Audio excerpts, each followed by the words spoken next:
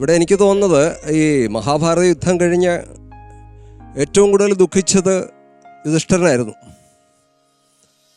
അത് പ്രത്യേകിച്ചും കർണൻ തൻ്റെ ജ്യേഷ്ഠനാണ് എന്ന് അറിയുന്ന നിമിഷം മുതലാണ് അദ്ദേഹത്തിൻ്റെ ദുഃഖം വളരെയധികം വർദ്ധിച്ചു കാണുന്നത്. അതേസമയം തന്നെ ഇതെല്ലാം അറിഞ്ഞിട്ട് അദ്ദേഹം ഇതെല്ലാം ഉപേക്ഷിച്ചു പോകാനും അല്ലെങ്കിൽ ജീവൻ തന്നെ അവസാനിപ്പിക്കാനും ഒക്കെ അത്രയും നിരാശയിൽ നിൽക്കുന്ന സമയത്ത് ശ്രീകൃഷ്ണൻ ഉപദേശിക്കുന്നുണ്ട്. അതൊന്നും ഏറ്റില്ല. മഹാത്മാക്കൾ പലരും ഉപദേശിക്കുന്നുണ്ട്. അതിനുശേഷം ശ്രീകൃഷ്ണ ഭഗവാൻ തന്നെ സരസയിൽ കിടക്കുന്ന ഭീഷ്മരെ കൊണ്ട് ഉപദേശിപ്പിക്കുകയാണ്.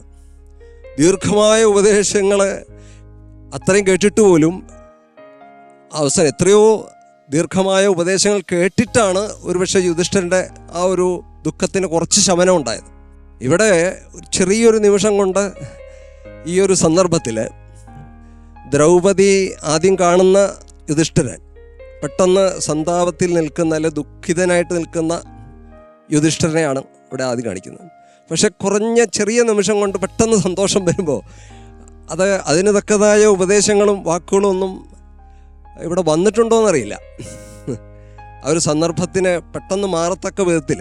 കാരണം സുദീർഘമായ ഉപദേശങ്ങൾ കേട്ടൊരു വ്യക്തി ആണ് പിന്നീട് അത് മാറ്റാൻ എന്തുമാത്രം പ്രയാസപ്പെട്ടു എന്നാണ്. അത് നമുക്ക് മഹാഭാരത ചരിത്രത്തിലേക്ക് പോകുമ്പോൾ മനസ്സിലാകുന്നുണ്ട്. എന്നാൽ എനിക്ക് തോന്നുന്നത് ഭാര്യാഭർത്തൃബന്ധം, പ്രണയബന്ധം, ഇതാണ് രണ്ട് വിഷയങ്ങൾ ഇവിടെ. ആ വിഷയങ്ങളിൽ അതിശക്തമായ ആ ബന്ധത്തെ കാണിക്കുന്ന അല്ലെങ്കിൽ അത് കാണുമ്പോൾ മനുഷ്യനിൽ ഉണ്ടാക്കുന്നൊരു വികാരം അത്രയും ശക്തമായിട്ടുണ്ടോ എന്നൊരു സംശയമുണ്ട് ആ ഒരു ബന്ധത്തെ പറ്റിയുള്ള. ഇവിടെ ഭാര്യാഭർത്തൃബന്ധമാണ് കൂടുതൽ കാണിക്കേണ്ടത്. ശരിക്കും ദ്വൈതവനത്തിലൊക്കെ വെച്ചിട്ട് ഉള്ള ദ്രൗപദി ക്ഷത്രിയ സ്ത്രീയാണ്. അപ്പം അവിടെ വെച്ചിട്ട് യുധിഷ്ഠിരനെ പോലും ഭീമനും ദ്രൗപദിയും ചേർന്നിട്ട് ശകാരിക്കുന്നുണ്ട്. ഒരു വിധത്തിൽ ശകാരം തന്നെ കൊടുക്കുന്നുണ്ട്. അങ്ങ് ജീവിതകാലം മുഴുവൻ ധർമ്മം പുലർത്തിയ ആളാണ്. എന്നിട്ട് അങ്ങേ ആരാണോ ധർമ്മത്തെ പരിപോഷിപ്പിക്കുന്നതല്ലേ പരിപാലിക്കുന്ന അവരെ ധർമ്മം രക്ഷിക്കുമെന്നാണ്. പക്ഷേ അങ്ങേ ഈ ധർമ്മമൊന്നും രക്ഷിച്ചിട്ടില്ല എന്നൊക്കെ പറഞ്ഞിട്ട് വളരെയധികം ശകാരിക്കുന്നൊരു സന്ദർഭം കാണുന്നുണ്ട്. തിരിച്ചു പോകാൻ പ്രേരിപ്പിക്കുന്നുണ്ട്. ഒരു ക്ഷത്രിയനെ പോലെ അടരാടാൻ പ്രേരിപ്പിക്കുന്ന സന്ദർഭങ്ങൾ മഹാഭാരതത്തിൽ കാണുന്നുണ്ട്. അങ്ങ് ഒരു ക്ഷത്രിയ വംശത്തിൽ ജനിച്ചവനാണോ എന്ന് പോലും സംശയം പ്രകടിപ്പിക്കുന്നത് നമുക്കവിടെ കാണാൻ സാധിക്കുന്നുണ്ട്. കാരണം അങ്ങേ കാണിക്കുന്ന ബ്രാഹ്മണൻ്റെ ഗുണങ്ങളാണല്ലോ എന്ന് പോലും പറയുന്നുണ്ട് ഒരു വിധത്തിൽ. അത് ഭീമനും ദ്രൗപദിയും ഒരുപോലെ പറയുന്നുണ്ട്. അവിടെയൊക്കെ ശക്തമായ ഇടപെടൽ ദ്രൗപദിക്ക് ഉണ്ടായിട്ടുണ്ട്. പറയേണ്ട സ്ഥലത്ത് യുധിഷ്ഠിരനോട് പറയാനും ഒരു മടി കാണിച്ചിട്ടില്ല.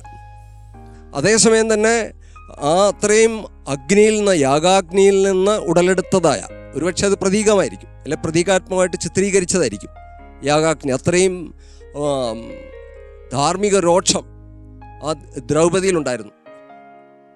അത് അവരുടെ ഈ അവസാനം ഈ യുദ്ധത്തിൽ നിന്ന് പിൻവാങ്ങാനായിട്ട് പാണ്ഡവന്മാർ പോലും തീരുമാനിച്ചപ്പോൾ ദ്രൗപദി സമ്മതിച്ചിട്ടില്ല അവിടെ.